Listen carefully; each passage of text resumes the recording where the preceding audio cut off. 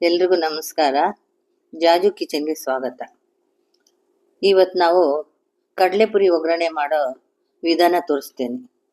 ಇದಕ್ಕೆ ಬೇಕಾಗೋ ಪದಾರ್ಥಗಳು: ಎಣ್ಣೆ 5 ಸ್ಪೂನು, ಸಾಸಿವೆ 1 ಸ್ಪೂನು, ಮೆಣಸಿನ್ಕಾಯಿ 10ರಿಂದ 12, ಸ್ವಲ್ಪ ಕರಿಬೇವು, ಒಂದು ಪೂರ್ತಿ ಬೆಳ್ಳುಳ್ಳಿ ಜಜ್ಕೊಬೇಕು, ಅರ್ಧ ಕಪ್ ಹುರ್ಗಡ್ಲೆ ಎತ್ಕೊಂಡಿದ್ದೀನಿ, 1 ಕಪ್ ಕಡಲೆ ಬೀಜ, ಚಿಟಿಕೆ ಅರಿಶಿನ, ಸ್ವಲ್ಪ ಇಂಗು, ರುಚಿಗೆ ತಕ್ಕಷ್ಟು ಉಪ್ಪು, ಅರ್ಧ ಪ್ಯಾಕೆಟ್ ಕಡಲೆಪುರಿ ಸೇರಿಸ್ತೀನಿ. ಇವೆಲ್ಲ ಇಟ್ಕೊಂಡು ಮಾಡುವ ವಿಧಾನ ತೋರಿಸ್ಕೊಡ್ತಿದ್ದೀನಿ.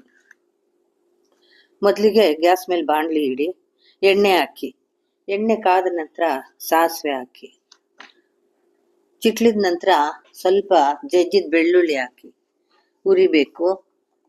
ಕಡಲೆ ಬೀಜ ಹಾಕ್ರಿ, ಸ್ವಲ್ಪ ಅದನ್ನು ಹುರ್ಕೊಂಡು ಅಕ್ಕಿ ಒಂದು ಸ್ವಲ್ಪ ಹೊತ್ತು ಹುರ್ಕೊಂಡಾದ್ಮೇಲೆ ಒಣಮೆಣಸಿನ್ಕಾಯಿ, ಕರಿಬೇವು, ಹುರಿಗಡ್ಲೆ, ಅರಿಶಿನ, ಉಪ್ಪು, ಇಂಗು ಹಾಕೊಂಡು ಚೆನ್ನಾಗಿ ಸ್ವಲ್ಪ ಹುರ್ಕೊಬೇಕು. ಕಡಲೆಪುರಿ ಹಾಕಿ ಚೆನ್ನಾಗಿ ಕಲಸಿ 2 ಸೆಕೆಂಡ್ ಆದಮೇಲೆ ಸ್ಟವ್ ಆಫ್ ಮಾಡಿ. ಗರಿ ಗರಿಯಾದ ರುಚಿಕರವಾದ ಕಡಲೆಪುರಿ ರೆಡಿ.